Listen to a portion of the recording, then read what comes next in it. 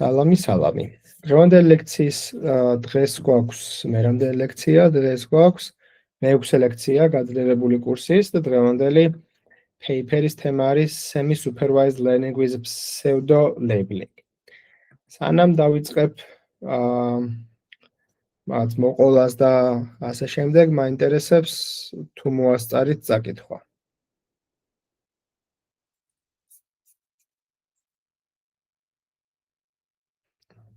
Anton, ვერა, გიგი ვერა. მე ასე თუ ისე გავხედე. ანუ ფუნდამენტალურად მივხვდი, მაგრამ ესე დეტალურად ვერა. რატო ვეასწრებთ? რა სხვა საქმე, ანუ სხვა საქმე კი არა და ანუ რაცა ისინი ქეგლის კომპეტიშენი დაიწყეთ? მე შოთა იმაზე ვარ უნივერსიტეტების აპლიკეიშენებზე ვარ ორიენტირებული ეს ბოლო პერიოდი. ოკეი. გიგი შენ?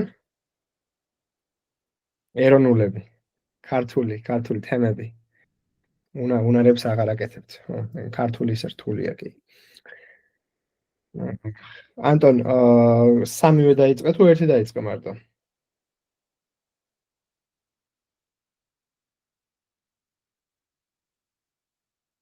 ერთი ბოლო ჩიტები და რამე წარმატება გაქვს?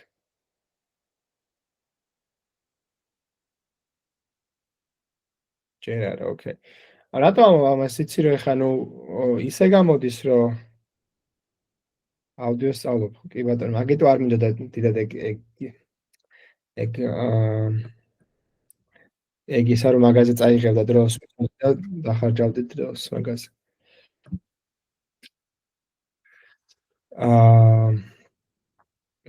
რა უნდა მეკითხა?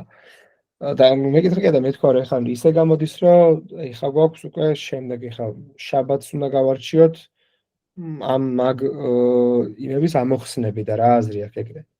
ან თუ მარტო ერთი განჩებს აწყობ დაწყებული და შენ მარტო ერთი გაკეთებული და ისიც დაწყებული გაქვს და არა გაკეთებული, იმ ამოცანების გარჩევას რა აზრი აქვს? და ძალიან ბევრი მასალა ხო არ არის, ეგეც შეიძლება განვიხილოთ.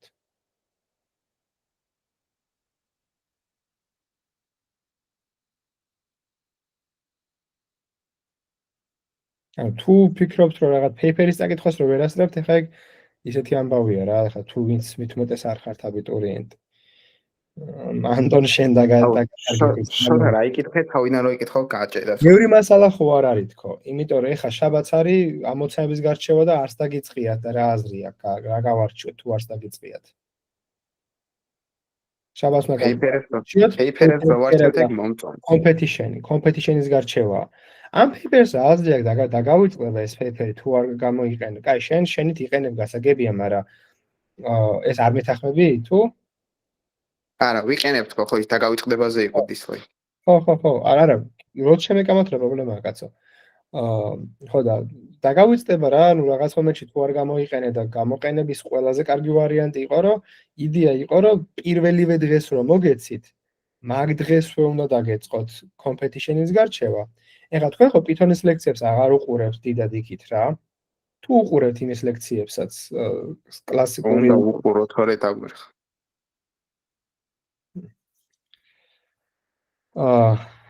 Anton შენ ჩატში წერები რამეს? არა.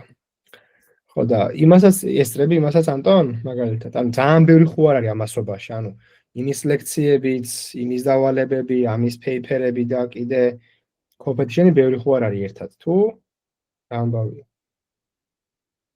არა, ბევრი. რამე პირადი მიზეზის გამო ვერ მოასწარი წაკითხვა paper-ის, იმიტომ რომ ეხლა paper-ის რავი, წაკითხული თუ არ გაქვთ, უნდა მოგიყვეთ მაშინ ეგრე გამოდის.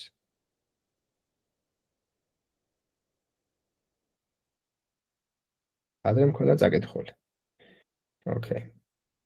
კაი, მოგადონ რაც არის ეგ არის რა.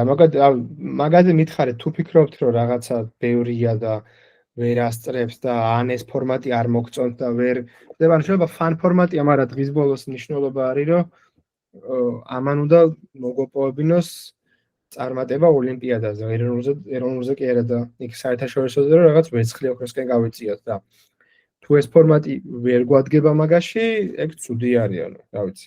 ჩემი აზრით ძალიან ისეთ ლამაზი და კარგი paper-ები არჩეული რა, ანუ შეიძლება ყველას ერთ-ერთში ვერ იყენებდე, მაგრამ რაღაც კარგი იდეებია, რაც მე რაღაცაში უეჭველი გამოგადგება, რაღაც ამოცანა შეიძლება იყოს ამ paper-ს გაკეთებული ან რაღაც ეგეთი რა.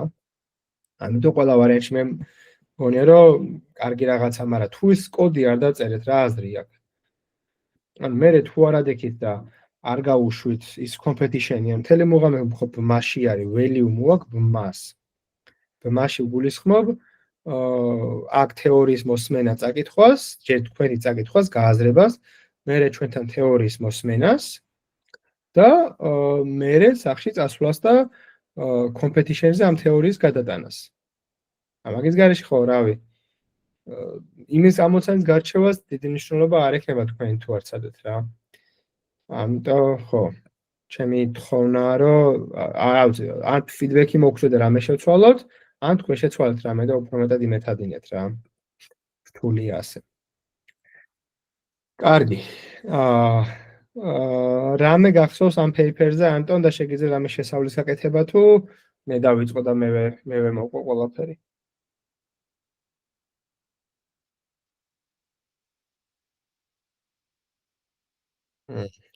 ავალ შენ ხო არ გინდა გახსნა და შენი გააზრება როგორ არის? შენ როგორ გაიაზრე? ერთ-ერთ უთხო არ იტყვი. ანუ ხო, აი მე გეტყვით, რომ რეალურად მე რას მივხვდი საბოლოო აზრი არის. ხო, რა თქმა უნდა. ანუ აი გვაქვს რაღაც data, სადაც რაღაც პატარა ნაწილი არის დალეიბლებული და არის რაღაც დიდი ნაწილი დაუშვათ არ არის დალეიბლებული. ანუ რეალურად მოდელს ქვია guess-ი, როგორც მახსოვს, ხო? თუ ანუ მოდელს არ წვრთნით მარტო labeled data-ზე. ანუ წვრთნით unlabeled data-ზე ქნის pseudo labels და ანუ ესა ლუპი არის, ხო? ესეთი რომ ანუ მე უკვე გააგრძელოს და ორივეზე გაიწვრთნას. კი ბატონო. pseudo labels როგორ ქნით? რის მიხედვით ვამბობთ რა არის pseudo label? პასუხი რა არის? ანუ highest probability რასაც აქვს, რა? კი ბატონო. ანუ თუ თქვა გქონდა ორი კლასი, რომელსაც გქონდა სიტყვაზე ყველაზე მაღალი რიცხვი, თქვა 0.9.1 და ის 0.9 თქვა არის სწორი პასუხი. confident კი ბატონო. კი ბატონო. კარგი. და მე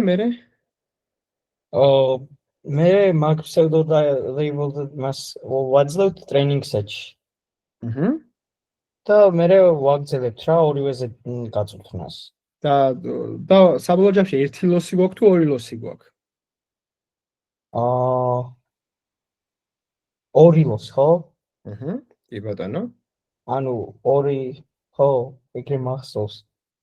გუშინ გადავხედე და კარგად არ მახსოვს რაღაც. კი, არა, მადლობა ყავალ, ანუ ის სწორი იდეა სწორად ჩამოვაყალიბეთ ეხლა დეტალებში ჩასვლა, ჩემი საქმე რო ეხლა დეტალებში ჩაგიყვანოთ და აგიხსნათ. თავარი იდეა სწორად ჩამოვაყალიბეთ.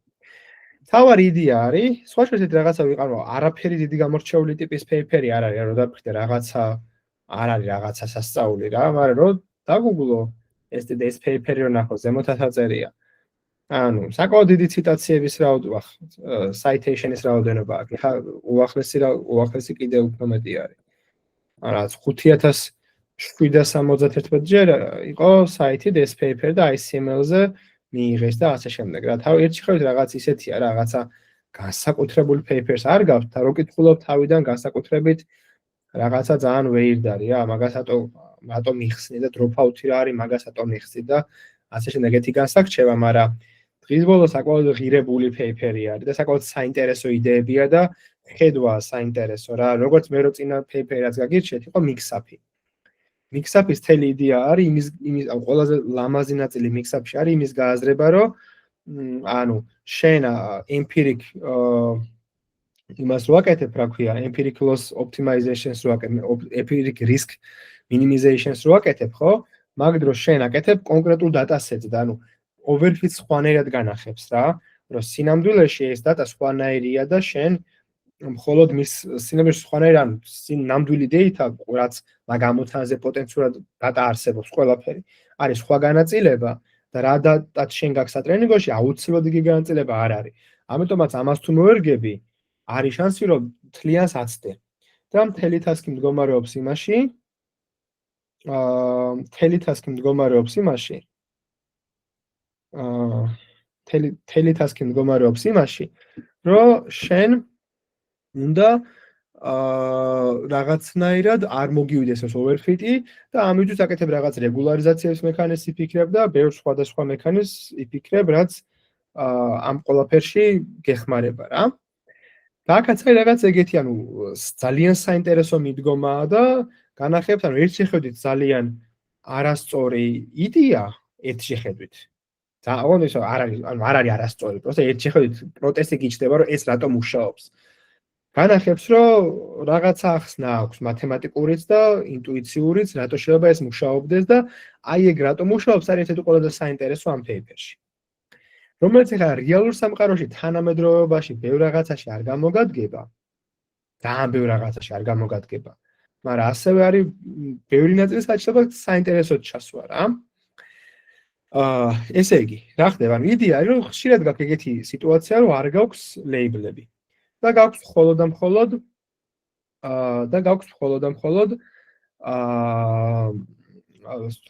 სწორი პასუხები ძალიან ცოტა რა, დალევლებული data გაქვს ცოტა და შენ უნდა დაატრენინგო მოდელი. და ამას რო ატრენინგებ, ნუ არ გამოგდის რა, კარგი მოდელი, ანუ ძალიან ბევრი პრობლემა აქვს, როცა ცოტა დატაზე ატრენინგებ მოდელს, ხო? overfit-ის საშიშროება, თუ პატარა მოდელს აიღებ, მე რეალურ სამყაროში underfit-ი გამოსდის, იმიტომ რომ ტრენინგ დატაზე ძალიან ცოტა გაქვს, მოკლედ ბევრი პრობლემაა, ხო? და ერთ-ერთი იდეა არის, რომ რაღაც შენ მოიფიქრო სპეციალურად არასწორი ლეიბლები. ეს არასწორი ლეიბლები აარჩიო კონკრეტულად იმით, რომელ კლასსაც აქვს ყველაზე მაღალი confidence-ის ალბათობა, რომ აპრედიქტები ყველაზე მაღალი confidence-ი რასაც აქვს, იმას იღებ და სწორ პასუხს აკეთებ, თქოს ერთი იყო ეგ რა. ანუ ნაღდი პასუხი იყო ეგ რაღაცა და საბოლოო ჯამში ნახე რას აკეთებ. საბოლოო ჯამში ლოს აერთიანებ, ანუ ორი ლოსი გაქვს. ანუ ცალკე ლოსი გაქვს, რაც n არის დალეიბლებული მონაცემება და მონაცემების რაოდენობა და n პრაიმი არის დაულეიბლებელი მონაცემების რაოდენობა რა. ანუ ამაზე აკეთებ ჩვეულებრივ ლოს ფუნქცია, რაც არ უნდა კონდეს, თქვა შეიძლება კროს ენტროპი რავი, რაც არ უნდა იყოს. და მე რაღაცა ალფაჯე, რომელიც არის იტერაციების რაოდენობაზე დამოკიდებული და ვნახავთ როგორ არის დამოკიდებული. ეგ იგივე ლოსი, ოღონდ დაულეიბლებელი მონაცემებისთვის. ეს დაულეიბლებელი მონაცემებისთვის ნახე აქ მნიშვნელოვანია, რომ per class აკეთებს. ამას ხა თქვენ დავთვლით რა იგულისხმება ეს per class.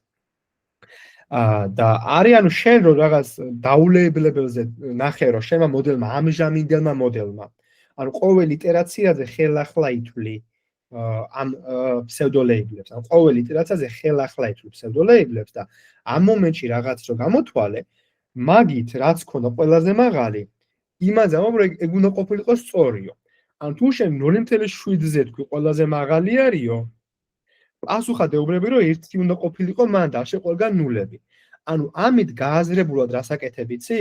ამით გააზრებულად აკეთებ რომ რაღაცაზე იყო მაგარი დარწმუნებული. თუნდაც არასწორზე, просто მაგარი დარწმუნებული იყო. ან დაულეიბლებელზე არ გინდა რომ იყო რომ აი 0. ანუ მაღალი ენტროპია არ გინდა რომ კონდეს რა. ანუ 0.3-ები და 4-ებზე არ უნდა გაიყოს მთლიანად და არ კონდეს გამოკვეთილი ჩემპიონი კლასი რა. და რატო მაგას მათემატიკური ძალიან ლამაზი ახსნა აქვს. რატო არ გინდა ეგ ვაფშე არსად. რატო არის მოდელი ცუდ როცა ეს მერყეობს რა კლასზე. ზოგჯერ უნდა იმერყეოს გასაგებად არასწორი დატა არის თავისთავად და რაღაცა და თვითონაც ვერ გაურკვევია ფოტოზე ძაღლია კატაა თუ რა არის ხო სიტყვაზე. ეგეთზე მოსულა, მაგრამ ბევრ ფოტოზე თუ არ არის confident, ეგ მაგარი ცუდის ნიშანია მოდელზე რა. და მაგაზე კარგად ლაპარაკობენ და შევეხებით მაგას. ანუ ყოველ იტერაციაზე მარტივი იდეა, ყოველ იტერაციაზე ჩვენ გვაქვს ნაღდი ლოსი და გვაქვს ასევე ლოსი, რომელიც გამოითვლება ისე რომ ჩვენ რაღაცასო დავაფეთქებთ, ნახავთ ყველაზე მაგარი პასუხი რომელ კლასზე ქონდა, იმ კლასს ვაცხადებთ, ეგ არის შენი სწორი პასუხი და მაგის მიხედვით ვითვლით ლოსს და მაგაზე ვატრენინგებთ. რაც როგორც ვახსენე, რისკენაც უბიძგებს მოდელს არის რაღაცაზე თუ ანუ ამ რაზე დაულეიბლებელი მონაცემებია, მაგაზე თქონდეს რაღაცა strong opinion. ანუ რაღაცა ისეთი, ანუ პროსტ არ იყოს 0.3, 0.4-ში არ იყოს, 0.8-ზე და 9-ზე იყოს. და თქვენი ინტუიცია მინდა თქვენი აზრით, აი პროსტ აი თქვენი ახლა რაიდებიც მოგივათ, თუნდაც დებილობა გეგონოთ რა. იმიტომ მეც ერთი შეხედვით ვერ მოვიფიქრე ეგ რაღაცა, რომ ვკითხულობდი, ვერ დავაკავშირე, სანამ არ წავიკითხე, მაგაზე არ მეფიქრებოდა მე მაგალითად რა. მაგრამ ლამაზია, რასაც ამბობენ მე. როგორ ხსნით, თქვენ ეზეთ რატო არის ეგ ერთი შეხედვით რატო გეხმარება რა? რატო გეხმარება? ერთი შეხედვით ხო ცუდია. იმიტომ რომ თავიდანვე თუ დებილობა კლასი, ანუ ცუდ სასწავლი, ნოიზს სასწავლი, ხო? ანუ არასწორად ასწავლი. თუ რაღაცას არასწორად დაალეიბლე, არასწორად ასწავლი. ხო? რატო არის ეგ მაინც კარგი? ნუ ჯერ ერთი ის რომ თავიდან ეს ალფა ტე გაქვს, ნახე, მოდი ესე ვთქვა, მოდი სამ კითხვებს დაგიშვათ, მოდი ჯერ კარგად ავხსნათ ბოლომდე წესიერად რას ამბობენ პეიპერში რა. ეს ალფა ტეზე არის ეს, ანუ როგორც იცი, weighted loss-ი გაქვს, ანუ ორი loss-ი ხო გაქვს, მაგრამ მეორე სწონა აქვს რა. რომელიც არის რაღაცა 0, სანამ რაღაც იტერაციების რაოდენობამდე მიხვალ. სანამ იტერაციების რაოდენობაზე მიხვალ, მაგალითად არის სიტყვაზე ეს პარამეტრები ვთქვათ, T1 არის 100, T2 600, ანუ სანამ 100 იტერაცია მოხდება, მანამდე შენ 0 გაქვს, ვაფშე არ ითვალისწინებ unlabeled, რაც ლოგიკურია, ხო? დასაწყისში თუ იწყებ დაულეიბლებლებით, როცა მოდელი ჩტერი არის და არაფერი არ იცის დედამიწის ზურგზე, რა თქმა უნდა, ცუდი ტრენინგის პროცესი გამოდის, ხო? თავიდან უნდა დაიწყო 0-ით, ან სულ მხოლოდ და მხოლოდ ლეიბლებს უნდა შეხედო. მაგრამ მერე რაღაც პროცესიდან ნახე, რაღაც ესეთი ის აქვს რა, საშუალო ვარიანტი, რომ ან T1-დან T2-მდე რამდენიც გადაცდი T1-ს, ეგ გაყოფილი T1 და T2 შორის ხვაობაზე რა, ანუ მაგით ასკეილებ, ან თანაბრად ცდი რა, ხო ხვდები? ან T2 T1-მდე და თუ არის რაღაცა 101 იტერაციაზე გექნება მაგალითად 1/500-დი მაგალითად, ანუ ყოველ შემდეგ იტერაციაზე ოდნავ ზრდი. და 1/5 T2 მინუს T1-ით ზრდი ყოველ იტერაციაზე, ხო ეგრე გამოდის. ეგ განმებული ალფა F-ზე რა, ეს ალფა F-ი რაღაცა ასევე ჰაიპერ პარამეტრი, და როცა T2-ს გაცდება, როცა T2-ს გაცდები, მერე უკვე ამაზე დადიხარ. ეხლა ნუ ზუსტად T2 რო ხარ, მაშინ ისაც ეს გამოგდის, ხო? და T2-ს რო გაცდები, მერე ამაზე აჩერებ რა, ანუ ამას არ მიყვები, ამ გამოთვლას არ მიყვები რა. იმიტომ რომ გინდა რომ ამ კლიფავ ამაზე მაღლა აღარ შეგიძლია რომ ეხლა დაანახეთ აღარ გადახვიდე რა. ინტუიციას ხვდებით ხო? ანუ რაღაცა თავიდან იწყებ 0-დან, იმიტომ რომ არ უჯერებ, იმიტომ რომ ნოიზია და მერე ნელ-ნელა მოდელიც უფრო confident ხდება, უფრო და უფრო უჯერებ. ეგ არის ლოგიკა, რაღაც მომენტს მერე ახლა ძალიან ანუ ეს არასწორო იმაზე ხო ლეიბლებზე. არასწორი შეიძლება სწორად დაალეიბლე, ანუ ფსევდო ლეიბლები დავარქვათ. ეს ფსევდო ლეიბლი ქვია. ანუ ფსევდო ლეიბლი ქვია. ანუ არასწორი ლეიბლი რა იცი, იქნებ სწორად დაალეიბლა, ხო? ანუ ესე ცალსახად არასწორს ვერ დავარქვენ. დაულეიბლებელი დაარქვიან ფსევდო ლეიბლი. ანუ ხო, რატო არის ეს კარგი? ანუ ეგ არის შეკითხვა. ეს კითხვა არის ეგეთი, რომ ეს ნენელა რო ზრდი, კაი, რაღაცა გამოვასწორეთ. თავიდანვე რო არასოდეს იმით დაგეწყო, ამით ვაფშე გამოშტერდებოდი, ხო? ანუ რატო არის ვაფშე, ხო? მაგრამ კითხვა არის, რომ აი ეს პროცესი, აქ ყველაზე მნიშვნელოვანი განაპროსტა არასწორი ლეიბლის თქმა არის. კონკრეტულად ის პროცესი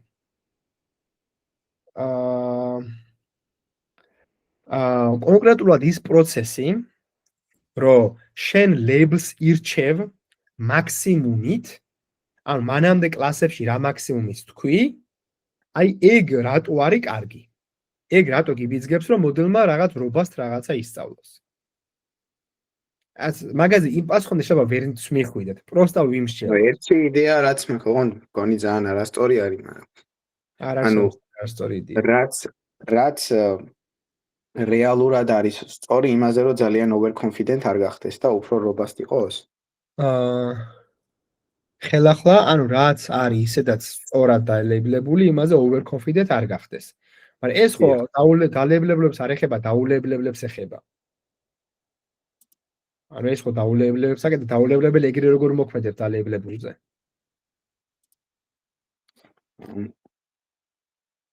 მაგრამ რაღაც მაგეთნო ვიტრიალოთ რა, მაგიდერქნო ვიტრიალოთ.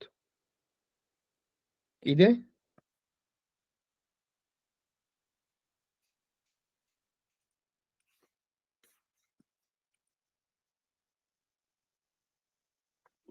ანუ მაშინ თუ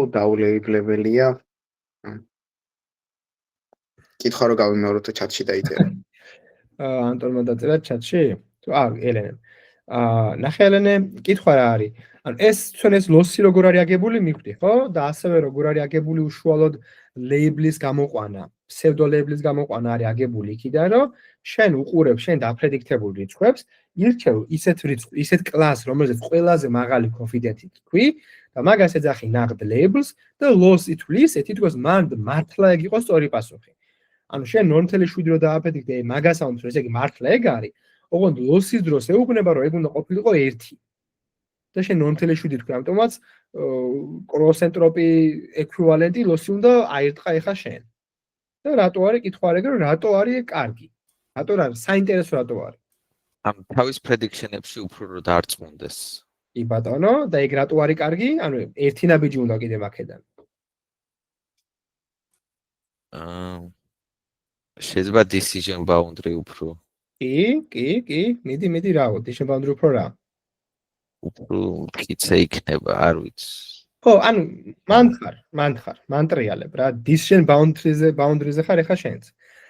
ნახე რას ამბობენ ეს კაი ხალხი რა. ესენი ამბობენ ეგეთი ძალიან კაი ტერმინი არის low density separation between classes. ანუ ეგეთი assumption-ი არსებობს, რომელსაც ქვია cluster assumption. Cluster assumption-ი ამბობს, რომ იდეალურ გასაყოფ სივრცეში ფიჩერებად რო feature engineering-ის მე რო გადახვალ, სადაც ქვია decision boundaries აგებ, იქ არის ცალსახად გამოყოფილი არის ცალკე ერთი კლასი, ცალკე მეორე კლასი. და სადღაც თუ ბევრი წარმომადგენელია dense class სადღაც არის. ესე იგი მან დიდი ალბათობით არ გადის decision boundary. ლოგიკას მოყვებით? ანუ მოდით დავხატავსავით რა.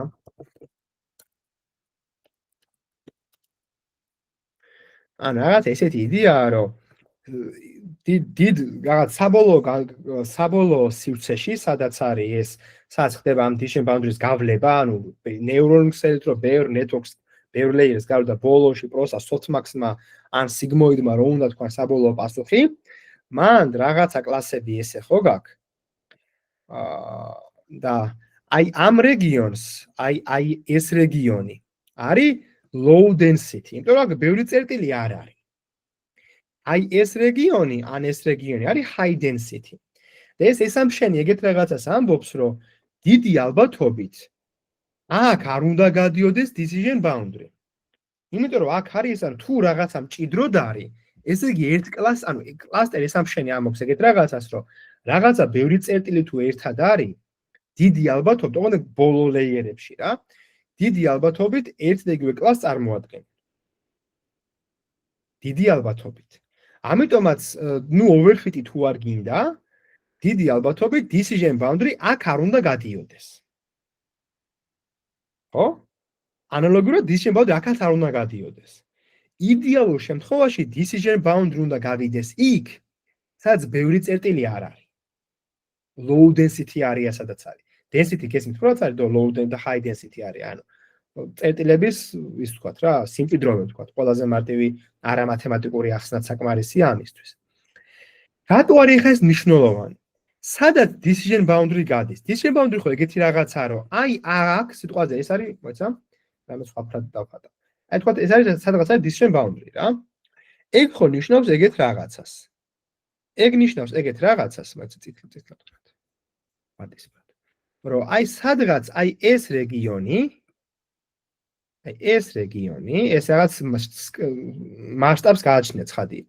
და ეს რეგიონი ძალიან დიდი ხატე, მაგრამ ხო ხვდებით რაღაც პატარა რეგიონი, სადაც ნუ მთავარი წერტილები არის სიტყვაზე, აქ არის მთავარი წერტილები და სიტყვაზე აი აქ არის მთავარი წერტილები რა, კლასები. ან აი აქ ეს აი ამ ადგილებში მოდელი არის ნაკლებად თავდაჯერებული.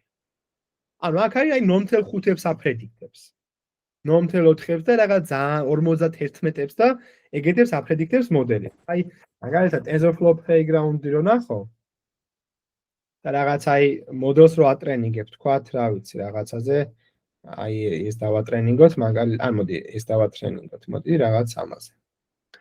აი ეს თეთრი წერტილი, თეთრი ხაზები არის decision boundary და აი ამ ადგილში არის low density area და აქ low density არის თავდაანებეთ low density ცოტა ხანი ბოდიში აი ამ ადგილებში მოდელი არ არის თავდაჯერებული.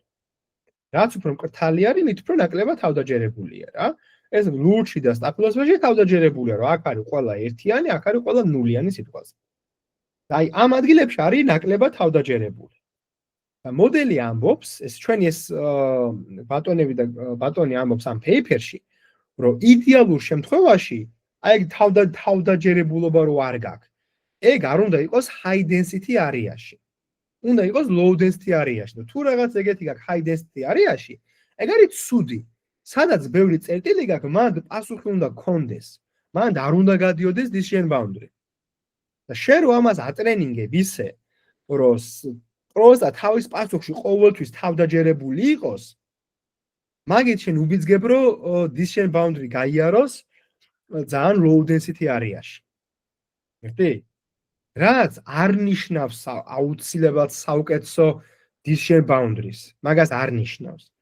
უბრალოდ მათემატიკურად სწორი რაღაცაა, რასაც ამბობს ეს, რომ იდეალურ შემთხვევაში ეგ უნდა გაიაროს decision boundaries. თორემ ეს ალგორითმი უშუალოდ მაგას პოულობს თუ არა საუკეთესო decision boundaries, მაგაზე არ არის საუბარი. უბრალოდ ამბობს, რომ ჩემი მე ეს იდეა რაც მაქვს, მათემატიკურად ლოგიკურ რაღაცას ვამბობ. მე კიდე ბევრ პარალელს ავლებს გზადაგზა. მაგრამ სამ პარალელებზე გადავალთ, ეს იდეა გავიგეთ, რატო არის ის დაშვება, რომ low density area-ში უფრო მეტად დიდი შანსი უნდა იყოს, რომ მანდ გაიაროს decision boundary და არა იქ სადაც ბევრი წერტილია. ხო, ოკეი. მაშინ ახლა გავალოთ პარალელები, რასაც თვითონავლებს. ერთი რასაცავლებს არის ენტროპი რეგულარიზაცია. ეს ენტროპი რეგულარიზაცია არის ზუსტად ეგ იდეაში ერთ-ერთ შეგარი რა, რასაც ანუ ეს ამბობს იდეურად. რომ ეს ენტროპი რეგულარიზაცია არის ეგეთი რაღაცა, რომ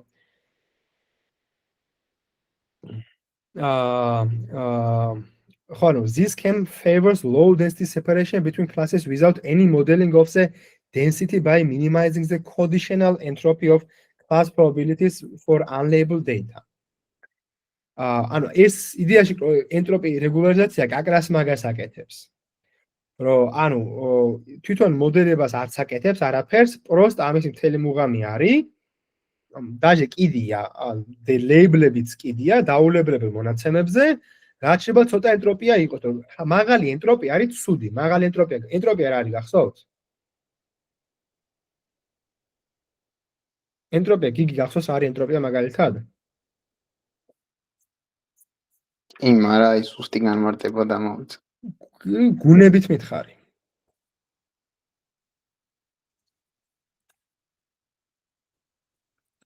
იმას ვიპოვე მანამდე. ხონი ეს იყო, ხო?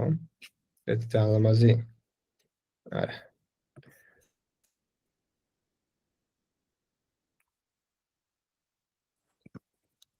ანუ რაღაცა იმას უკავშირდება. აი ის ნახო მინდა რა. აი შარშანქეთი მახსოვს. და შენ პირადად მეც ამიხსნა შენთვის ერთ-ერთ ლექციაში. კი, ხო. ანუ რაღაცის საზომი არის რაღაც. აი რამდენად impurities რას სიწმინდე ახლოს ხარ? სიწმინდე თუ დასწრილობა დატასეტის თუ როგორ ანუ რამდენად დარწმუნებულია მოდელი იმაში, რა. მოდელი რაშუაში ენტროპია ზოგადი ცნება არის რაშუაში. არა. აუი. მე მოლში ამბობდი. აი.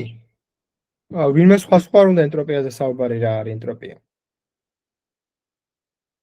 ანუ ერთი ეგ მახსოვს რომ მაღალი ენტროპია როა მაშინ არ არის კარგად ხო? ანუ გარღვევები. ხო, მეც ეგ მახსოვს. დავსერჩე მე გუშინდა. მაღალი და დაბალი ენტროპიები ვნახე. გოლი რომელიღაც არის, როდესაც არაა დარწმუნებული და რომელიღაც არის, როცა დარწმუნებულია. მაგარი ცოდნა გვაქვს მეგობრებო, აი ქვაში ვაჯენთ ისე გვახსოვს შაშანდელი მასალა. ოქრო გამოგვაქვს ხო? იმენა. ნახე იდეა რა არის? ენტროპიის იდეა არის ეგეთი, რომ აი მოდი ჯერ განსაზღვროთ რა არის სიურპრიზი. მოიცა? ის ფოტოები მინდა ვიპოვო ძალიან ლამაზად. მოულოდნელი რაღაც. სიურპრიზი მოულოდნელი. და მოიცა უცებ მინდა ვიპოვო. ანუ ვერ მოვისვენებ ეხლა ძალიან მინდა რომ ის ვიპოვო, იმიტომ რომ იქ არის ძალიან ლამაზად დახატული. decision tree explained. თან ლამაზად იყო დახატული და რატო ვერ პოულობ? ეხი კარგად იყო ახსნელი. თან ლამაზად იყო დახატული და რატო ვერ პოულობ? არ არის. ეს ლამაზია, მაგრამ ისიც ლამაზი არ არის. აი მოდი ვილაპარაკოთ რა. ნუ ამაზია კაკრას ესეც ამ მაგალითია ახსნელი. ანუ წარმოვიდგინე რომ გაქვს რაღაცა სამი ხუნჯა, სადაც არის ჩაგდებული ბურთები. პირველში არის 10 ცხარი ლურჯი და 1 ცხარი წითელი. მეორეში არის 5 ლურჯი, 5 წითელი, მესამეში არის 100 ცხალი ლურჯი და 2 წითელი. წითელი რო ხელი ჩაყო და ამოიღო ამ რაღაცა ჩანთიდან წითელი. რომელში გაგიკვირდება რომ ვა წითელი ამოვიღე?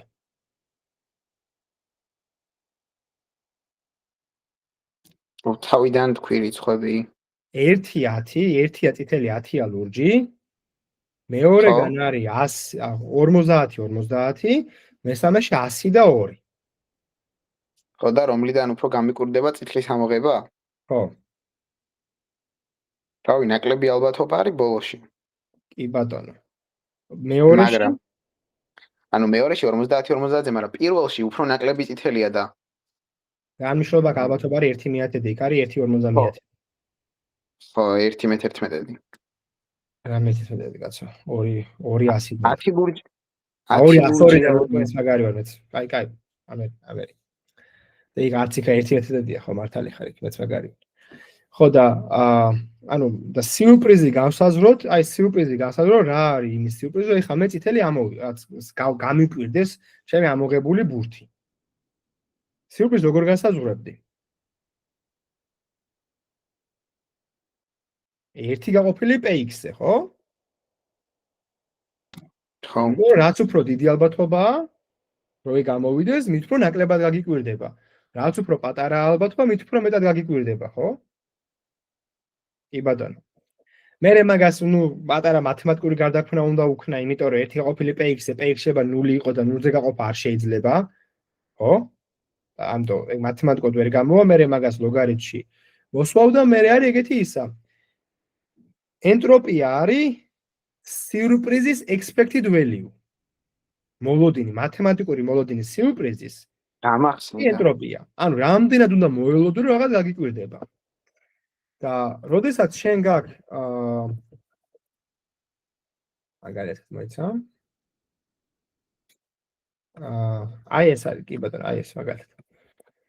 ენტროპიის მაქსიმუმი არის 1 და ენტროპიას მაქსიმუმი აქვს 1 მაშინ, როცა ეს არის აქ px-ი. ანუ როცა არის 0.5. როცა პატიოსანი ისა გაქვს ბურთი, მონეტა. რა თქმა უნდა, არაფერი არ გაგიკვირდება, ხო? ანუ რო ამოვიდეს წითელი, ოკეი, წითელი ამოვიდა ლურჯი, არაფერი არ გაგიკვირდება, ხო? ანუ მაგის ენტროპია არის 1. ყველაზე ნაკლებად გაგიკვირდება ეგ რა. მაგრამ როდესაც შენ გაქვს რაღაცა ისეთი ცუდი მონეტა, არაპატიოსანი მონეტა, რომელიც 95% შემთხვევაში აგდებს არიოს და 0.5 თუ რამდენიც უწევს. მაგდენ შემთხვევაში რეშკას, მაგას იქნება დაბალი ენტროპია. რატო იქნება დაბალი ენტროპია? ნაკლები ალბათ, არა. ნაკლებად გაგიკვირდება. ხო. ხო და მოგად ეგ არის ენტროპია. ანუ ენტროპია ხო და შენ რაც უფრო მაღალი გაქვს ენტროპია, მით უფრო ცუდია. რატო? ხო, ესე იგი, იმიტომ რომ უფრო თავდაჯერებული ნაკლებად 0.5-ს აფრედიქტებ. 0.5-ს აფრედიქტებ. ანუ გირჩევნია რომ 0.9-ები აფრედიქტო. რომ უფრო თავდაჯერებული იყო რაღაცაში, რასაც ამბობ, ხვდები? ანუ აქ არის იმენა pure რანდომია, რაც უფრო მაღალია ენტროპია მით უფრო რანდომია, ხო? ანუ მით უფრო წარმოდგენა არ გაქვს რა მოვა.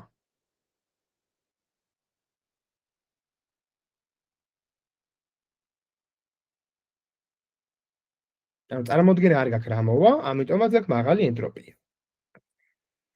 კი ბატონო, ეხლა აქ რას ამბობენ?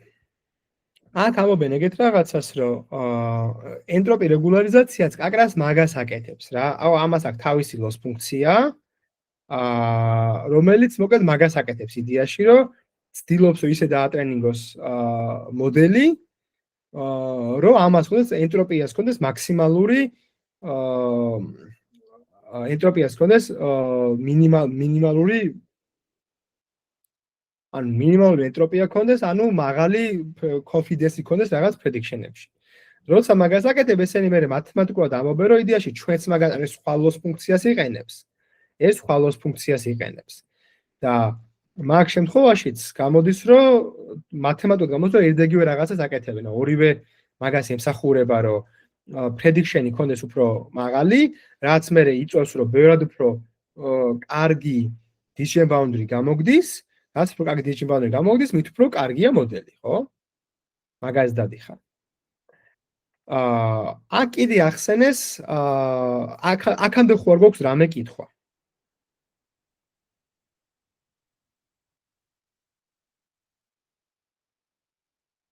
კარგი. მაშინ მოდი ვახსენოთ dropout-ი. ნუ ეს უცნაური ფერიფერია რაღაც, მაგრამ რაღაცებს ახსენებენ, კიდე რა გამოიყენეს და მაგას იყენებენ. და სანამ dropout-ზე ვილაპარაკებ, თქვენ ხო წესი dropout-ი უკვე უნდა იცოდეთ უმეტესობა, ვინც თქვა ახლა უკვე გაქვთ ჩაშადელი კურსი. ვინმე ტყვის რა არის dropout-ი? როგორ მუშაობს dropout-ი? ტრენინგის დროს სპეციალურად dropout layer-ებს რომ უფრო layer-ებს dropout? რასაც layer-ებს dropout? არა, ეგ სხვა რაღაცაა. ნეირონებს. ნეირონებს ხო, ნეირონებს. რას ნიშნავს dropout რას ნიშნავს ანტონ? ანუ რომ 0-ზე გავამრავლებთ. 0-ზე გავამრავლებთ. ოკეი. ანუ -1-ებს ვსვამთ როგორც მახსოვს და არა 0-ებს მან კიდე ეს მახსოვს. არა. რატო სვამ -1-ებს? ნუ არასწორად მახსოვს. აი, არა, ვითომ არ მეთქომს. აი, 0-ებზე ამრავლებ. კიდე რაღაცას ხო არ აკეთებ? ანუ ყველას არ ამრავლებთ 0-ზე რაღაც. არა, ეგ ხო. მაგრამ მაგალითად მოდი დავხატოთ ახლა. ანუ რაც ეგეთი სიტუაცია გვაქვს, რომ რასაც ვაკეთებთ არის, რომ კიდე ნორმალიზაციას აკეთებ თუ რაღაც. სკალირებას, ნორმალიზებას. რატო ვაკეთებ სკალირებას? რო რაღაც expected output ერთნაირი იყოს რა. რას ნიშნავს expected? ანუ სწორად ავა, მაგრამ რას ნიშნავს? ცოტა კარგად ამიხსენე. მოდი დავხატავ. აი რაღაც აქ ბევრი ლეიერი იყო და ბოლოს წინა ლეიერი თქვათ არის. აქ არის 4 ნეირონი ქონდა და გადადის 2-ში და მე ორივე ბინარო კლასიფიკაციაა სიტყვაზე. რაღაც ასეთი ნეირონი გვაქვს, ასეთი ლეიერი გვაქვს რა. და გამოდის რომ რაღაც მომენტში აქედან გამომავალი სიტყვაზე აქ შემავალი, ესე იგი რაღაცა თქვათ ეს თლიანად განულდა სიტყვაზე და აი ეს განულდა კიდე რა. აი ანუ აქედან გამომავალ. და სიმარტივისთვის ჩავთვალოთ, რომ ვაფშე ყველაფრის სიმარტივისთვის ჩავთვალოთ, რომ ერთები გამოდიოდა აქედან, აქ რაც უნდა ხდებოდეს მანამდე. ერთი გამოდის. აქ არის 1 და 1. ანუ ყველამთანავე გამოდის 1. ანუ თითოეულში და ვეითებიც 1-ია სიტყვაზე. ანუ აქ ტრენინგის დროს ანტონ თითოეულ ნეირონში რა რიცხვი შედის? 2 მანდ. 2. ინფერენსის დროს dropout-ს ვიყენებთ? არა. 4 შედის. ინფერენსის დროს შევა 4. ხო და ჯამი უნდა იყოს თანაბარი. ხო, ჯამი რა, ანუ საბოლოოში შესული რიცხვი რა შეფი expected value უნდა იყოს იგივე. იმიტომ რომ მოდელი თუ მანამდე ტრენინგდებოდა, რომ სულ შედიოდა დაახლოებით 6-ის ფარგლებში რიცხვები სიტყვაზე. ეხლა 3-ის ფარგლებში შევა, რა თქმა უნდა, computation იგივე არა, უბრალოდ პირიქით 3-ის ფარგლებში შედიოდა, ეხლა 6-ში შედის. მოდელი რაღაც უცნაურ რიცხვებს დააპრედიქტებს, თუ არ არის შეჩვეული, ანუ მაგან წონები ისე დააბალანსა, რომ იქ 3-ს ელოდება. ანუ რა უნდა გავაკეთოთ, რომ იმპლემენტაცია სწორი იყოს? აი იმპლემენტაციაში რა უნდა გავაკეთოთ? ინფერენსის დროს რა უნდა გავაკეთოთ?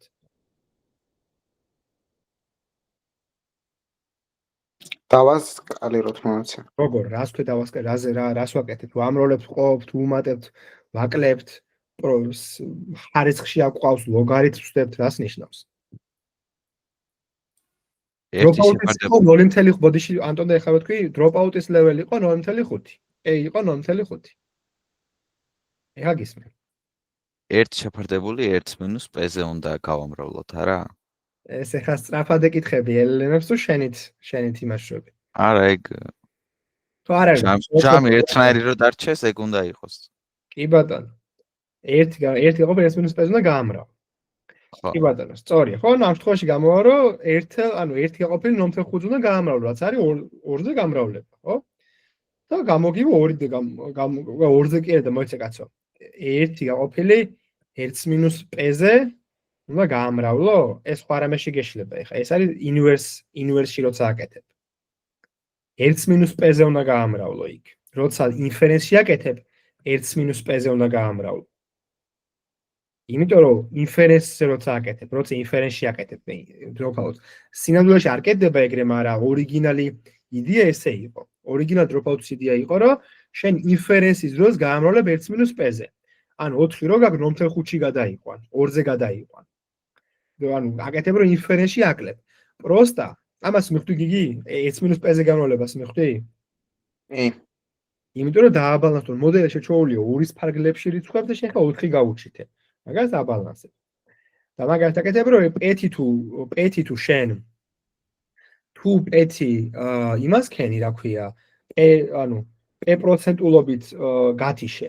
ესე იგი 1 მინუს p პროცენტულობით შევიდა. ამიტომაც მაგას ასკალირებ და 1 მინუს p-ზე ამრავლებ. რომ 1 მინუს p რო შესულიყო, ამით რამდენი გამოვიდოდა, მიხვდი? მაგით ამრავლებ 1 მინუს p-ზე. მაგრამ ეხა იმპლემენტაციაში რა ქნეს ხალხმა? როგორ ვთქვათ, PyTorch-ში გაკეთებულა, მაგას თქვა inverse dropout-ი. რომ სინამდვილეში რეალურ სამყაროში ინფერენსზე რო დრო დახარჯო იმაზე რომ რაღაცებზე ამრავლო, ხო სისულელია. ეგ ხო აუცილებელი არ არის. მაგას არ ჯობია რომ თუ ტრენინგში დაკარგავს მერე. დროს კარგავ და ტრენინგის პროცესშივე ამრავლე 1 ყოფილი 1 მინუს პ-ზე. ანუ აქედან რომ 2 გამოვა, ხო იცი რომ რეალურში 4 შევა. და პირდაპირ 2-ზე გაამრავლე. ანუ ნახე, 4 ინფერენსისას 4 რო შეხვდება, 2-ზე კი არ დაიყვანო. ტრენინგში რო 2 შეხვდება, 4-ზე გადაიყვანე ტრენინგშივე რომ მე ინფერენსში 4 შეხვდეს და არ გაუკვირდეს. მიხვდი? გიგი. კი, მივხვდი. და აქ არის 1 ყოფილი 1 მინუს პ-ზე, იმიტომ რომ შენ პირიქით გამრავლება გინდა და არა დაპატარავება. და აქ 1 მინუს პ-ზე ამრავლებ. ანტო შეც მიხვდი inverse dropout-ის განსხვავება dropout-ისგან? კი. ხვები გიორგი ელენე? თქვენც? ხო, არა, განსხვავება მივხვდი. ოკეი. ნუ ეს არის dropout. და ნუ dropout-ი რატო არის? რატო მუშაობს dropout-ი? რას აკეთებს dropout-ი? რეგულარიზაციას. და რატო მუშაობს? რატო არის ეს წარმატებული? რა ეფექტს იწვევს, რავი? ამიხსენ რატო არის წარმატებული dropout-ი? ანუ overfit-ს ებრძოლება, იმიტომ რომ შეიძლება რაღაცა დაიზეპირონ ზოგმა ნეირონმა და უნდა რომ ყველა ნეირონმა რაღაც რო იცოდეს. ანუ რაღაც სპეციალიზებული ნეირონები რო არ იყვნენ. კი ბატონო, სწორი ინტუიცია, პროსტა ითელას მინდა კითხულითაც გაერკვევა შენც დაზეპირებული გაქვთ თუ არა dropout-ი. ეგეთი რაღაცა წარმოიდგინე, რომ ამიტომ როგორ რაღაც ამიხსენი ანტონიცი? dropout-ი რასი ხშირით, ანუ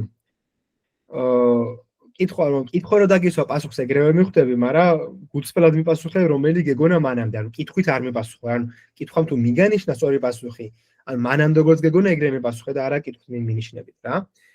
რომ როდესაც dropout-ს აკეთებ ყოველ იტერაციაზე ხელახლა, ან ყოველ ჯერზე სხვადასხვა ნეირონები ითიშება თუ რაღაც ყოველ ეპოქაში ერთხელ რაღაც პერიოდულობით ითიშება თუ როგორ არის? ანუ რა სიხშირით ითიშება? ანუ სულ ერთდაგივე ითიშება, სხვადასხვა ითიშება, როგორ მუშაობს ეგ ისა რა, ეგ პროცედურა? ანუ სულ სხვადასხვა ყოველ ეპოქაზე. მერე მოდელი არ დებილდება მაგით? იმიტომ რომ ყოველ ჯერზე სხვა ნეირონი და შედის input-ი ყოველ ჯერზე და ამან როგორ უნდა ისწავლოს რაღაცა, როცა ამდენი რაღაციდან ხან აქედან და აქედან შედის, ამას სხვა წონები აქვს, ამათ განაახლებს და მე აქედან და აქედან შეუვა და გამოშტერდება რა. ხო და პირიქით მაგიტომ არის რომ ხო? ასე ისწავლოს. ანუ ურთულებს საქმეს ცხადი ხო. უფრო ფულისასწავლია, მაგრამ უფრო robust არის მე სამაგიეროდ. ხო. კი ბატონო, სხვაებიც ეთანხმებით? კი, რომ არ გაურთულოთ, ძალიან მარტივად ისწავლის. კი ბატონო. და ანუ მე ეგონება რომ კარგად იცის და დამთავრდება ტრენინგი. რაც არ უნდა early stopping-ი გქონდეს და მე რეალურად დებილი იქნება. კი ბატონო. კარგი, გასაგები, კაი, ჯერა რო გესმით დროპაუტი.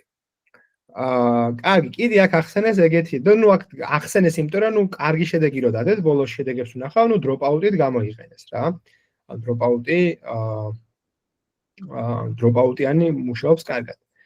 და კიდე არის რომ არის denoising autoencoderები. იცით რა არის denoising autoencoderები? და როგორ გამოიყენებოდა ეგ self supervised learning-ში? არ მგონი noisy-იანი ფოტოს შეგვაქვს და არა noisy-იანი უნდა დააბრუნოს. რაც არის ყველაფრის ყველა იმ diffusion-ის და რაღაცების საწყისი, ხო? იდეურად. რომ ოღონდ აქ არის ერთიდან ერთში რაღაც diffusion-ი თუ ნელ-ნელა აკეთებს და ლოსების სულდაკ სიტყვაზე, აქ არის რომ ერთი სიწყებ და ამთავრებ ბოლოში. კი ბატონო. და თქვენი აზრით როგორ შეიძლება გამოიყენო denoising autoencoderi იმაში რომ სანამ როცა ცოტა რაოდენობის დატა გაქვს, ფიჩერები ასწავლო და მერე დაატრენინგო პატარა დატაზე. როგორ გამოიყენო დიზაინს, როგორ გააკეთებ და ამოცანა გაქვთ რომ ეს უნდა გააკეთო. უნდა გამოიყენო denoising autoencoderi რომ დაატრენინგო ძალიან ცოტა რაოდენობის დატაზე მოდელი. როგორ იზავდით ამას? დატა გვაქვს ცოტა თუ ლეიბლები? ლეიბლები, ბოდიში, ლეიბლები გაქვს ცოტა. ანუ ჯერ autoencoders დავატრენინგებდით ყველაფერზე, ანუ მათ ლეიბლები ხო არ გჭირდება და მე bottleneck-იდან ავიღებდით იმას და მაგაზე გავაკეთებდით კლასიფიკაციას. რამდენიმე layers მეაშენებდი და გავაკეთებ კლასიფიკაციას, fine tuning-ს გავაკეთებ. კი ბატონო. ხო, ეგ არის, მაგრამ ნუ ეხლა რაღა denoising autoencoderები, ფოტოები თუ გაქვს რაღაცა მილიარდი სხვანაირი self-supervised learning-ი გაქვს და ტექსტი თუ გაქვს, კიდევ უფრო მილიარდი სხვანაირი რაღაც გაქვს და tabular data-ზე დანაგვიანება, noise-ის დამატება, ისაც ძალიან ის არის, რა ქვია, სენსიტიური არის და ფოტო, ანუ აღარ იყენებენ, ეხლა ეს ძალიან ძველი paper-იც ათვენას და ესეც საკმაოდ ძველი არის, 2008 წლის მეთოდი არის, მაგის მერე მილიონი self-supervised learning-ი მოიფიქრეს. მაგრამ ხო, ანუ denoising autoencoderi იყო ერთ-ერთი პირველი პიონერი, რომელმაც ეგ იდეა მოიფიქრა self-supervised learning-ის რა. კი ბატონო, ხო? ნუ და ნუ ესენი ხა მთელი paper-ი არის ეგ, რომ გამოიყენეს ეგ ყველაფერი და ესა pseudo label-ებით dropout-ით და ამ pre-training-ით ამ denoising autoencoderi დადეს საუკეთესო შედეგი NIST-ის ისე დატაზე, სადაც ცოტა label-ი ქონდა, ცოტა დალებრებული მონაცემები ქონდა მხოლოდ. ეს არის ნუ ეს error-ი რა. top ისა ხო error rate. ეს არის მთელი paper-ი, ანუ ამაში მთელი იდეა არის რა. კიდე თქვა გავემოოროთ. რომ ცადეს დამატება რომ pseudo label-ები დავამატოთო, ოღონდ პროსტა კი მოდი ჯერ დავთვალებო paper-ი, ერთხელ შევაჯამებ და მე რაღაცას ვიტყვი. pseudo label-ები დავამატოთო, ოღონდ როგორ დავამატოთ ახლა ჩვენ რა ვიცითო რა. და ჩვენ მათ ხო რამდენიმე ვარიანტი იყო, რომ აი მაგალითად აი გონი თქვენც გაიარეთ რაღაც ეგეთი, ხო?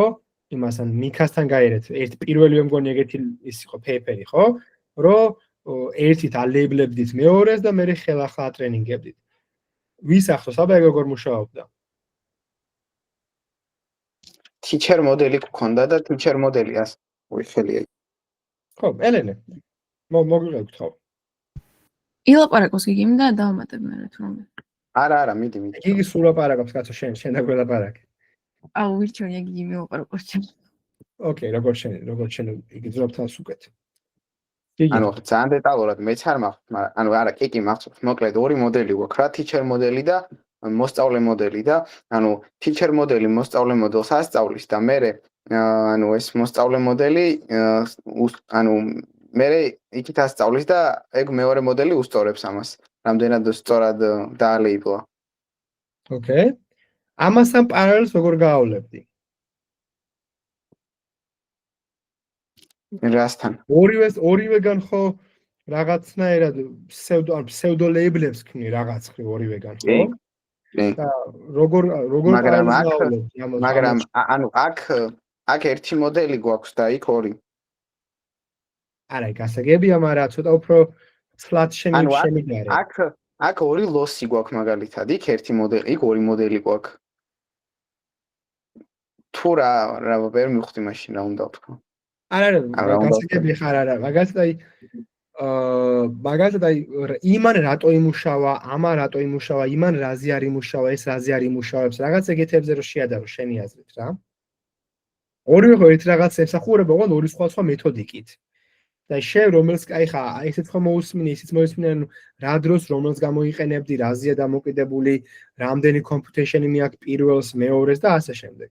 რაღაც რა თავში მოგადგება სადე ორივე შედარება. რა შეიძლება რაც დაიწყე რომ ორი მოდელი, ერთი მოდელი, ეგენი გააგრძელე რა, კიდე რა გაფიქრდება სხვაობები. რომ შევადაროთ.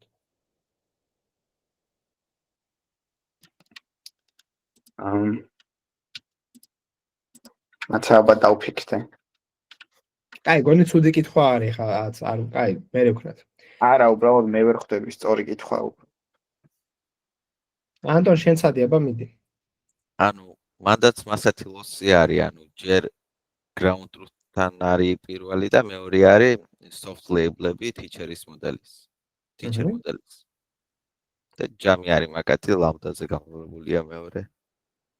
lambda 1 არის. ოღონდ იქ ლოს როგორ ითვლი ამისას? აქ პირდაპირ ამბობ რომ რაც მე მგონია confident-ი რაზეც ვარ, იმაზე ვამბობ რომ ეგ უნდა იყოს სწორი პასუხი და მაგაზე ვაკეთებ.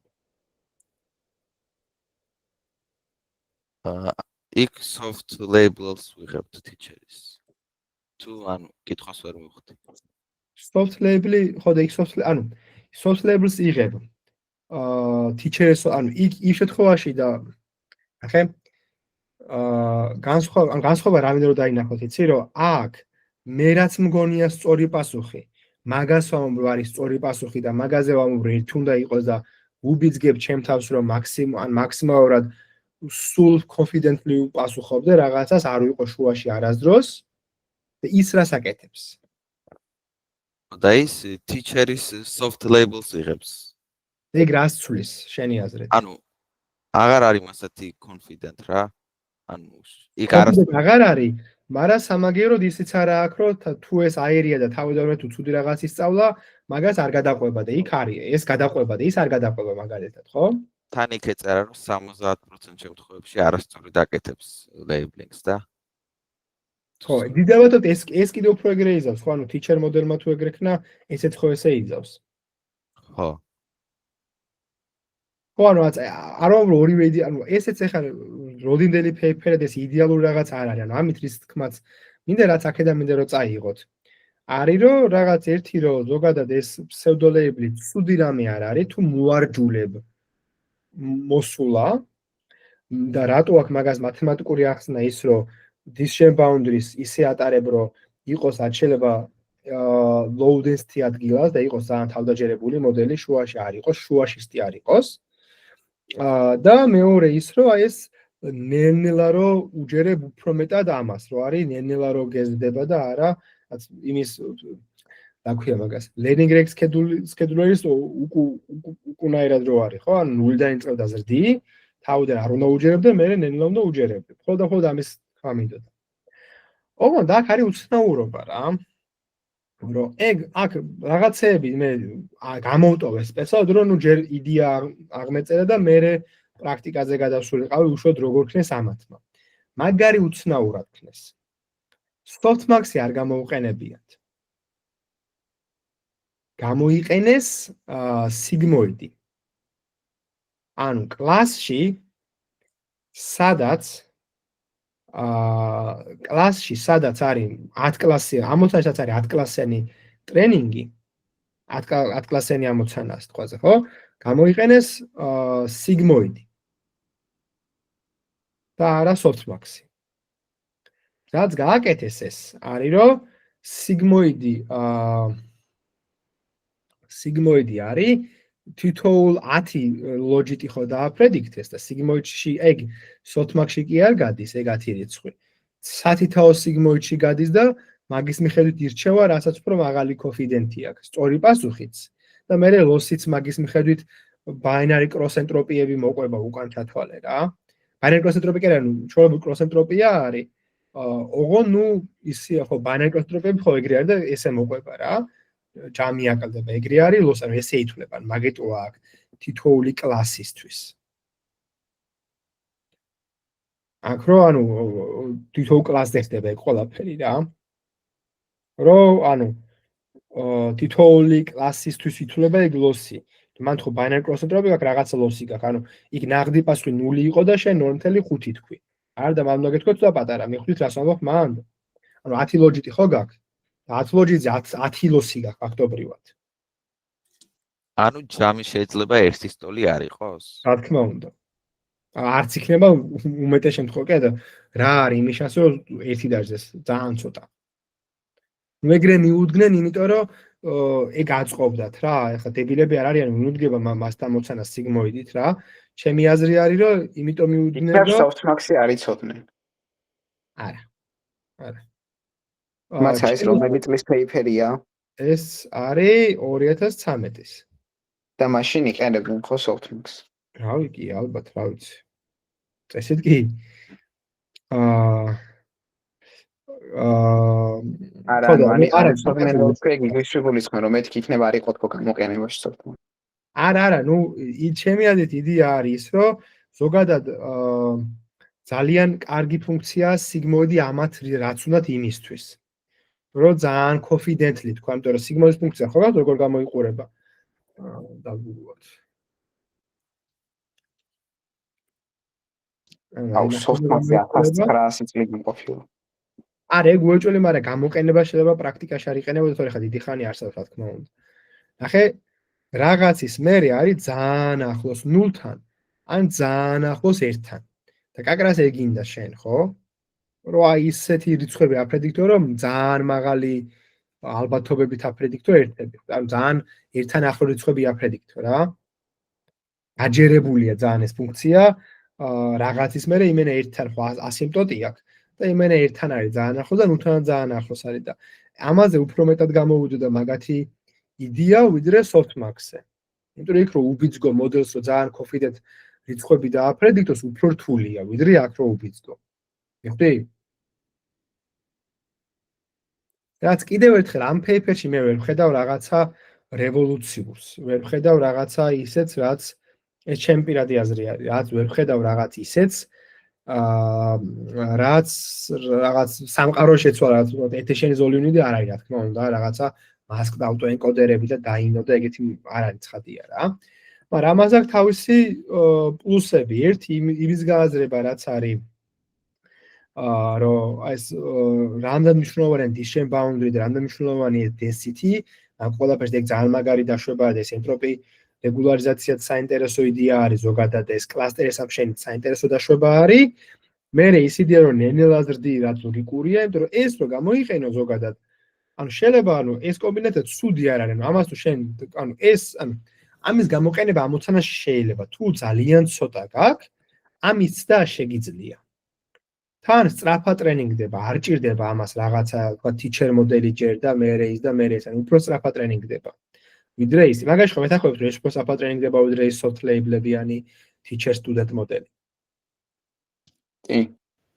და რაც დიახელნე რამდენად ეს გამოდის მე? არ ვიცი, EDG დატაზე არის, NIST-ზე არის ისიც გაკეთებული? შედეგები შეიძლება შეადაროთ ერთმანეთს. მაგ paper-ის noisy student-ის paper-მა რა შედეგი დადო NIST-ზე და ამათმა რა შედეგი დადეს NIST-ზე. ძალიან აი, ჩემი ის სტუდენტის და teacher-ის მოდელი უფრო ძლიერი არის, ვიდრე ეს. ამაზე ცოტა ვარ. კი ბატონო, მაგას არ ვსვამობ, რა ეს დაჟე ის რომელი წლები არის, ეგეც არ ვიცი. ეს არის 13-ის paper-ის სტუდენტი და ის რომელია? ცოტა უფრო ძველია მე მგონი. ის 2017 მგონი ან 19. ვუი, ის paper იყო მაშინ უფრო ძველი. ეს იყო, ხო? ხო, ეს იყო, ხო. ხო, მე ხა ეს უფრო რაღაც ისეთია რა, იდეაში ეს არის, რაც ამათ აქ შეიძლება დაჟე ნახსენებით გქონდეთ pseudo-labelების paper-ი. და time complexity რომელის რომელი უფრო სწრაფი არის? დიდი ალბათობით, აი ნახსენები აქვთ. Donkey pseudo-labelები. Ar ბევრგან აქვს ნახსენები. მაგალითად comparison Excel method apart from self-training and pseudo-label, although they have produced promising results in our preliminary experiments, methods based on consistency regularization and pseudo-labeling work less well on ImageNet. Instead of using teacher model, მაგალითად ეხა ამათმა აჩვენეს, რომ ვერი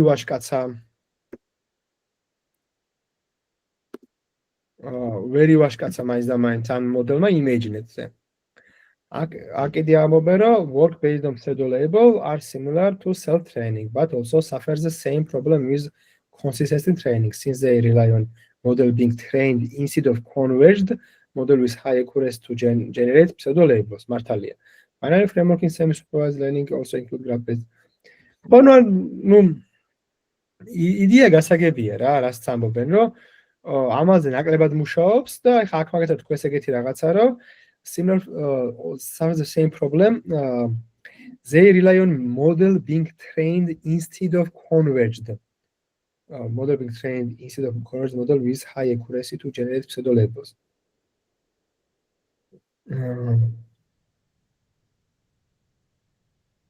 ხარ თვითონ ნუ რამე რა არის რა. მაგალითად შედარება რაც მახსენდება არის reinforced learning-ში არის ეგეთი მეთოდიკა actor კრიტიკი. აგიგიათ რამე ეგეთი კრიტიკი და რაღაცეები. ანუ აქტორი არის ტიპი, რომელიც actions აგენერირებს და კრიტიკი არის reward, რომელიც მაგის იმას აკეთებს რა. RF-ში ეს შარშან ხო ახსენი მე მგონი reinforcer-ზე? reinforcer-ზე ჩავატარე წელს შარშან. ხო, მგონი მან ახსენეს ხო? ახსოვს რატომ გვაქვს. ნახე რა იდეა არის, რომ ზოგადად reinforced learning-ში გაქვს quality ფუნქცია, რომელიც გეუბნება, რომ მოგცე რა stage-ში ხარ და რა action-ი გააკეთე, მომავალში რამდენ ქულად დააგროვებ. ჯამურად არ ამორჩები. და როგორც არის ხოლმე არის, რომ გაქვს საკე აქტორი, რომელიც გეუბნება რა action-ი გააკეთო და ზოგადად quality ფუნქცია, როცა action-ი ან action-ს და stage-ს არის continuous სივრცე, ესე ფუნქცია უნდა კონდეს, ხო? და მაგალითად როცა გაქვს ტაბულარული მონაცემები, გულისხმობ რაღაც წინასწარ გასაზრდელი პოტენციური სასრული რაოდენობა state-ები გაქვს და სასრული რაოდენობა action-ები გაქვს, ნუ აატყობ მაგათ ცხრილს, ხო? და მაგ ცხრილში რაღაც რიცხვებს შეავსებ ნენდა და ფუნქცია გექნება lookup-ი. მაგრამ როცა გაქვს ექტორი და კრიტიკი გაქვს ისეთ მდგომარეობაში, რომ ანუ როცა გაქვს quality-ისა, როცა action-ის და state-იც არის განგრძობითი, მაგრამ action-ი შეიძლება იყოს, რომ 0.3 მიეცი გაზი მანქანას self-driving car-ში სიტყვაზე, და 0.3 თუ რაღაცა ვერ ჩატევ რა იმაში. არ არის continuous არის და არა discrete-ული, ხო? და როცა ეგეთ ცხრილს ვერ ააგებ და ფუნქცია უნდა იყოს. ამ დაგეთებენ quality ფუნქციას. Q learning-ი კაკრას ეგ არის. Deep Q learning-ი არის, რომ Q learning-ს მოდელს აკეთებ, მაგრამ ეგრე ვერ სწავლობს. ან Q learning-ი აკეთებდა მაგას, რომ საკუთარ თავზე ცდილობდა რომ ესწავლა. და ძალიან noisy იყო. ანუ loss ფუნქცია იყო როგორ იცი, განახებთ Q deep Q learning loss. ანუ loss function არის ეგეთი რაღაცა რა. ანუ ეხლა რაღაცა იგივე neuron cell-ში შეუშვებ ჯერ ძველ states და შემდეგ states, სადაც ამ action-ით გადახვედი. მაგ states შეუშვებ და ნახავ საუკეთესო შედეგი რა ქონდა. ანუ ზოგადად okay, ძალიან შორს წავალ, მაგრამ ნუ ერთგივე რაღაცაში თვლი ორნაირად. ანუ ჩემი ეხანდელი quality ფუნქცია არის, მე რაც მგონი ეხანდელი quality ფუნქცია, მაგრამ ეგ განტოლებით ასევე არის. მე რო ეხა ერთი ნაბიჯი გადავდგა, საუკეთესო ნაბიჯი გადავდგა, მაქედან მიღებული reward და მე იმისი.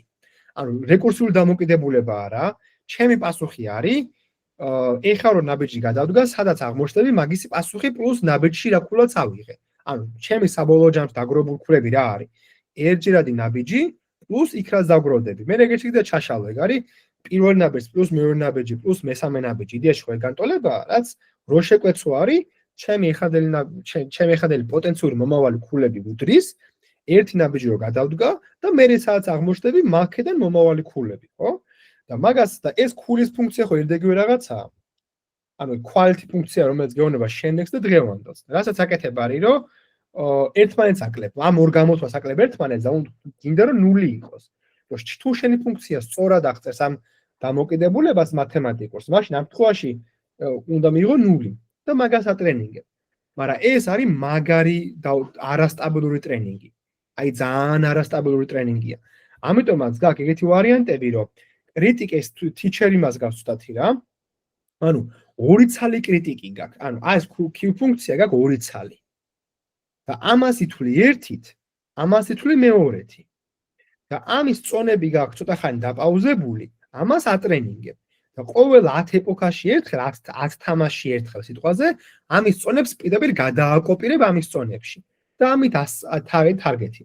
Q target-ი და ანუ კი და Q ის არა to critic model reinforcement არასწორი ინგლისური დავწერე, მაგრამ ნიშნავ. ანუ აქ ორი კრიტიკი აქვს, მოკლედ და ამ ორი კრიტიკით იმას შვები რა. ანუ ორი ცალი კრიტიკი გეუბნება მაგას, ნახო. ნახო. ითაბზე ნახავ ჩემთან. ადრე მქონდა.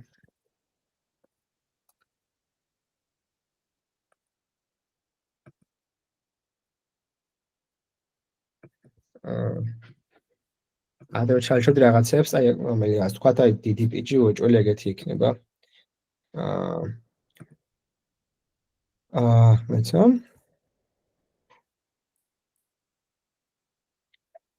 კრიტიკი ხო კრიტიკი და target კრიტიკი მაგალითად ნახე და რას აკეთებ ნახე რა ამას ითვლი ორნაირად target action-ს ითვლი ერთხელ critic values target action-ად target და ჯაკ ორი ცალი ექტორი გაქვს დაჭდა target კრიტიკით ესე იგი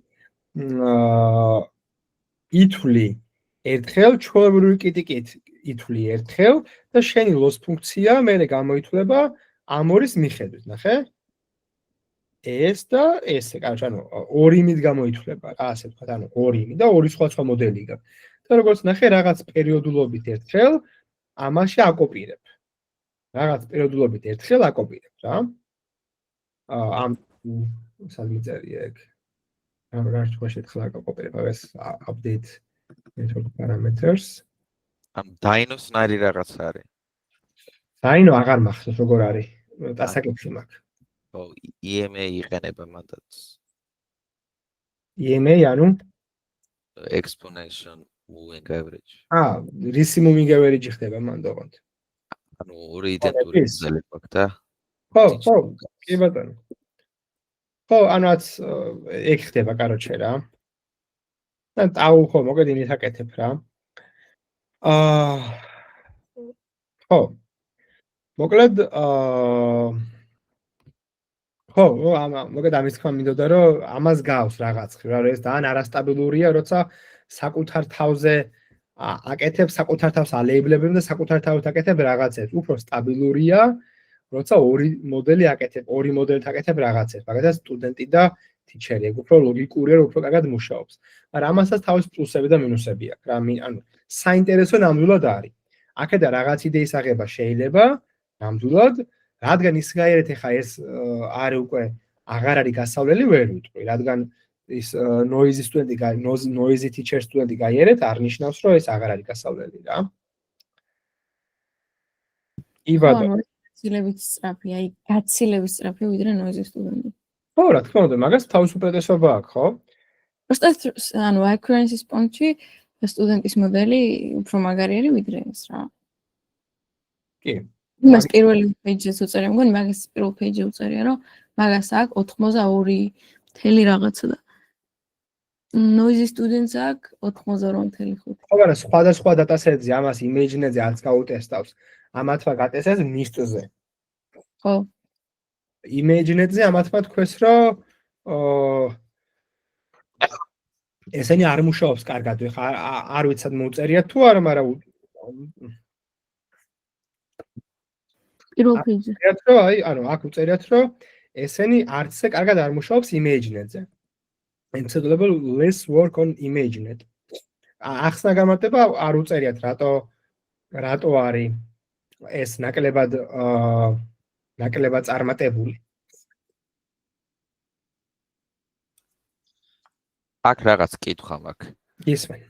ანუ რაღაც pseudo labels-ზე რო დავატრენინგებთ ერთხალზე, ხო? მერე კიდე ახალ pseudo labels ვეძებთ თუ ერთდროულად ვიპოვეთ ყველა pseudo labels და მხოლოდ მაგაზე დავატრენინგებთ. ამ paper-ში? ხო. ხელახლა მკითხე ანტონ? ანუ რაღაც ერთი pseudo label-ი ვიპოვეთ და მაგაზე ნიშნავს. აქ არ ეძებ ყველა გაულები. ყველას ერთდროულად ვატრენინგებთ, ხო? ხო, ყველას ერთდროულად ვატრენინგებთ. ხო, არ არის. ახლა მთლიანად რაც n-სტრიხი, ეს n-სტრიხი არის მთლიანად იმის რაოდენობა. დაულებელი მონაცემის რაოდენობაა და მთლიანად იღებ და ყველაზე აკეთებ მაგას. ანუ ყველაზე იღებ pseudo-labels და ყველაფერს ატრენინგებ. ეხლა რა თქმა უნდა, ამას თუ ბეჩურად დაატრენინგებ, ეხლა ბეჩში შეეცდები რომ ცალკე ბეჩი იყოს, ამის და ცალკე ბეჩი იყოს, ამის ისე არ გამოვიდეს, რომ მხოლოდ ამის ბეჩი იყოს და მხოლოდ ამის ბეჩი იყოს, ხო? ეხლა მაგას დააბალანსებს რა. ამას თავის ბეჩ საიზი ექნება, ამას თავის ბეჩ საიზი ექნება. ამას ერთდროულად ვაკეთებთ, მე მეკონა ჯერ პირველ სტეპს გავაკეთებდით, მერე მეორეს. არა, მაშინ საერთო ლოსიწერი აქვს რა, სხვა როგორ უნდა წაკითხო სხვანაირად. ეს ეფექტური რო იყოს. ანუ შეხე ანტონ, ნახე, ეს ალფა ტ თავიდან არის 0 პირველი 200 სტეპი მაგალითად. რაც იგივე რასაც შენაბობ, ხო? ან თავიდან ფაქტობრივად მარტო ამაზე ატრენინგებ. არ გახანი. ვიხდი. და ნელ-ნელა შემოგვაქვს. ნელ-ნელა ზრდი. და ბოლოში კლიფავ, რაღაც სულ არ გაზრდი. ბოლოში ეხა აქ ამათი ხაიბე პარამეტრები ესეთია, 3-ზე გაჩერდნენ. მაგალითად. და T1 100 და T2 600.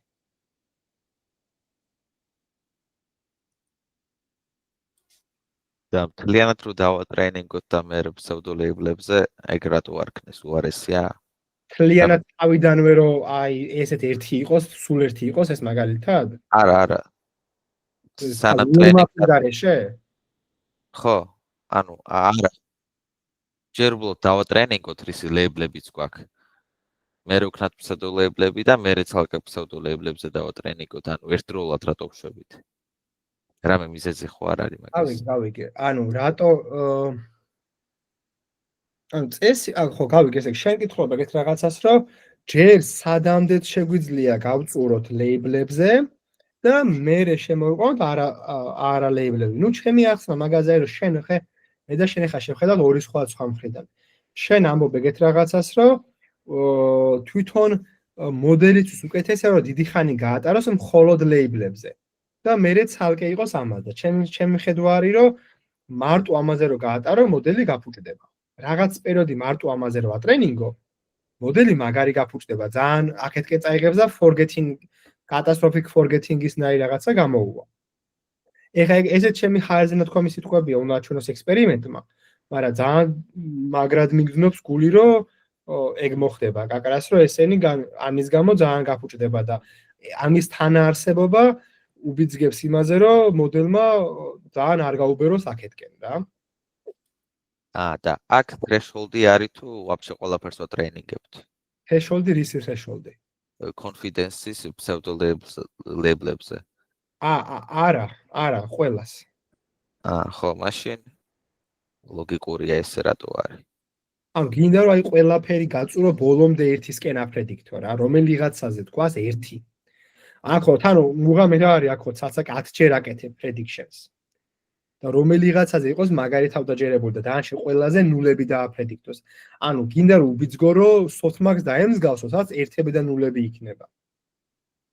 იდეალურ შემთხვევაში ეგეთი prediction-ი გაქვს, რომ ერთგან ამ pseudo-labels-ზე ერთგან გაქვს 1, დაანშენგან ნულები. ნულთან მიახლოებული და 1-თან მიახლოებული ხარ, ნუ float-ებში ზუსტად იგივეს ვერ დასოწყადი ესთან ვერ დასო ვერასდროს. float-ებშიც და sigmoid-შიც. ხო, მოგედა იდეა ეგ არის, ანუ ბედნიერი ხარ მაშინ, როცა ყველგან ერთგან არის 1, დაანჩენ ყველგან ნულები. და ხო, ანუ რა თქმა უნდა, შენ თუ რაღაცა შეგეშალა, მე ურევ. ცხადია.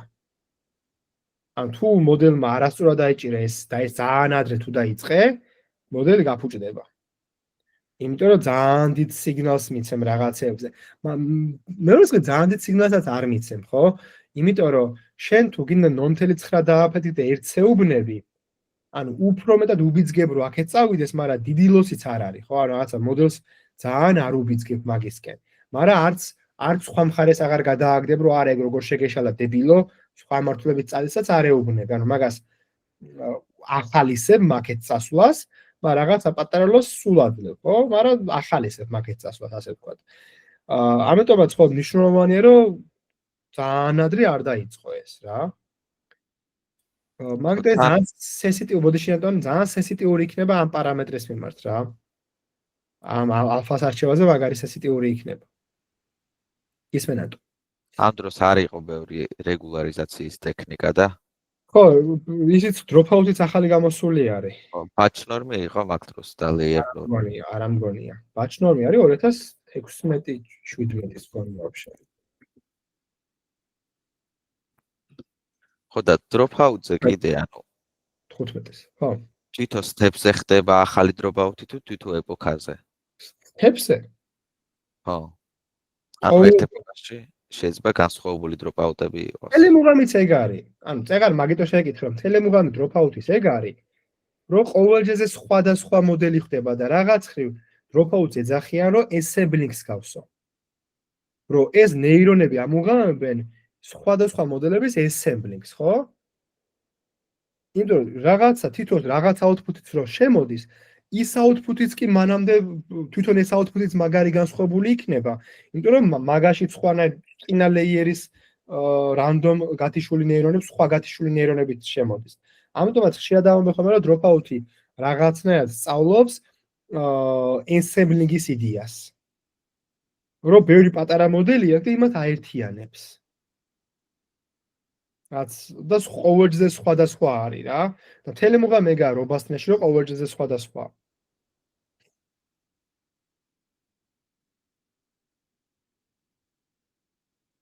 კი ბატონო, მაგიტოა როცა dropout-ს იყერებ model.train და model.eval-ი არაოცარ უნდა გავიწყდეს. იმიტომ რომ თუ ერთხელ გათიშე და მე აღარ ცუდია და თუ ჩართე და მე inference-ში არ გათიშე, ეგეც ცუდია. მე იცი რა ვერ გავიგე თუ მორჩით იმაზე პასუხს. კი, მე მორჩი. აი, როდის გამოვიყენოთ ეს აი რომ მომცემენ რაღაცა როგორ მივხვდე რომ ეს უნდა გამოვიყენო. თუ გაქვს ცოტა რაოდენობის დატა რა ვარიანტები ისწავლე ამ paper-ზე mix-up-ი არაფერში დიდად დაგეხმარება, ხო? ნუ რაღაცა დაგეხმარება, მაგრამ ეგ უფრო დაგეხმარება რეგულარიზაციაში ზოგადად რა. მაგრამ როცა სხვა პრობლემები გაქვს და როცა გაქვს ძალიან სოდალებებული მონაცემები და რაღაც პატერნს არ იზიარებს არაფერს, ამით რომ დაატრენინგო, ანუ დაულეებლებელი გაქვს და დალეებლებული გაქვს და ამით რომ დაატრენო, არაფერი კავშირი მაინც ამას ვერ დააკლასტერებ და რაღაცა. კლასტერიზაციას ეს ამაუნდა აჯობოს ყოველთვის. ანუ მაქვს რაღაცა მონაცემები დალეებლებული ცოტა და მაქვს ბევრი დაულეებლებელი და მაგ დროს. ხო, ოღონდ მაინც მარტო ეს არა, ვარიანტი გაქვს ასევე ის, ხო, teacher noisy student, noisy teacher-ი, ხო, teacher student, როგორც ვთქვი. noisy student. ხო. და აი დაულეებლებელი რამდენი უნდა იყოს და დალეებლებული მაგაზე რამე კანონზომიერება არის აი. არ აქ ნუ ამ paper-ში არ წერია ხა, მაგრამ n-ს და n-ს სხვაობაზე არ წერია არაფერი. მაგრამ მაგიტო არ ეხარა, ეხა მე კი არ უნდა მეკითხებოდი ამას გიგი. უნდა დგებოდე და მე რომ მოგეცით 3 ცალი competition-ი, რომელმე იღებდი და იმაზე აკეთებდი, ამაზე ადარებდი შედეგს. და ესე კითხვა, ანუ მე რაც უნდა გიპასუხო, მეც არ გამიკეთები ეს კოდში არ გამიშვია. ანუ მეც გიყვებით იმას, რაც შემით გავიაზრე, რაც აქ წერია. პრაქტიკაში ეს თან 2013-ში გამოვიდა, მაგის მერე ბევრი რაღაც შეიცვალა. აქ რაღაც იდეებია საინტერესო, ხო? და რაღაც ისე ნახე, გარდა იმისა, რომ იდეებია საინტერესო, ზოგადად mindset-ს ამუღამებთ, რაზე უნდა იფიქროთ, როცა მანქანური სწავლის პრობლემებზე ფიქრობთ. რომ მაგას ამუღამებთ, სხვა ყოველთვის თავი დაანებო რა. მაგრამ ეს თუ არ გადაეტანე ხა პრაქტიკაში და არ დაწერე ის თუ არ დაიმპლემენტირე ის აზრი არა აქვს. ანუ მართლა დაგავიწყებ ხა ეს და ინტუიცია მე ვერ გამოგიმუშავე, მეც არ ვიცი. როდის უნდა რა სხვაობა არ წერია და რავი, სად უნდა ვიცოდე. როდის უნდა გამოიყენო, რა სხვაობა უნდა რა თანაფარდობა უნდა იყოს დალევლებს და არალევლებს შორის, n-ს და n-ს შორის დამოკიდებულებაზე არაფერი არ უწერიათ. რავი, ხო, არა მაქვს ეგ, მაგრამ შენ შეგიძლია ადგილად საადო გატესტო და გეცოდინება.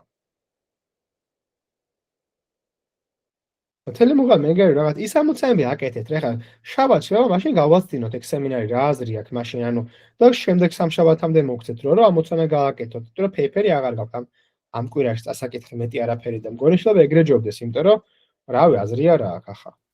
ხო თან შაბათს არ გვეცლება. ჰაკათონზე ვიქი. აი მე რა შეჭამეთ ბიჭო წვინი ამ ჰაკათონებში ხო ყველაფერი მოიგეთ რა გინდათ. ბიჭო 4-ზე ვიყავით და 2 მოვიგეთ და თან ახლა $10,000 არის. აი ხო, აი. სად რა მომრე, აი მოდი ლექციას მოხდა მე ვიჭერავთ მაგაზე ჯერ სხვა რამე გამიხილოთ. კითხვები გვაქვს რამე? არა, ძალიან საინტერესო იყო მართლა. აჩერდი. წაგიკითხა მე თუ საინტერესო იყო. ამოვიწყდა ეგ კალენდარი უნდა მოვუძებნო. რა, კალენდარზე კიდე რა, ნეირად გვაქვს პრობლემა არ გამაგიჟოთ, ხა. ამაზე დავაყენებ იმას, რომ, მაგრამ ამაზე არ მოგივათ ეგ მე აზრი არა აქვს მაინც. კაი, არ ვიცი რა. მაშინ არა, მაცა იმას ვიზავ. ვისაც კალენდარში გაქვთ, იმას ვიზავ, რომ ის მოგივიდეთ. რიმაინდერი მოვიდეს ნახევარი საათად ხომ? ადრე მოგივიდეთ. ერთი დღით ადრე მოგივიდეთ რიმაინდერი და ასევე მოგივიდეთ ნახევარი საათით ადრე. ეხლა ვაფშე არ მოგიდეთ რიმაინდერი, ხო? ნახევარი საათით ადრე წესით ისედაც მომდის Google კალენდარში მიტინგი რო ჩანიშნული. ხო და ამაზე მოგდიოდათ, კითხვა არის, მოგივიდათ? ამე Google კალენდარი არ მიწყია და მაგრამ კი მომდის. Chrome-ზე მოგდის ხოლმე ან ტელეფონზე, ხო? ხო, ტელეფონზე მომდის Samsung-ის. მე არა, სხვაგან რაღაცებზე მომდის ხოლმე. ამაზე არა, იმიტომ რომ აქ პირდაპირ სახელით არ ხარ დამატებული. აი, მოდი გავთიშოთ რეკორდინგით, ყულად რაღაცებს შევხარჯავთ დროს და გერადა.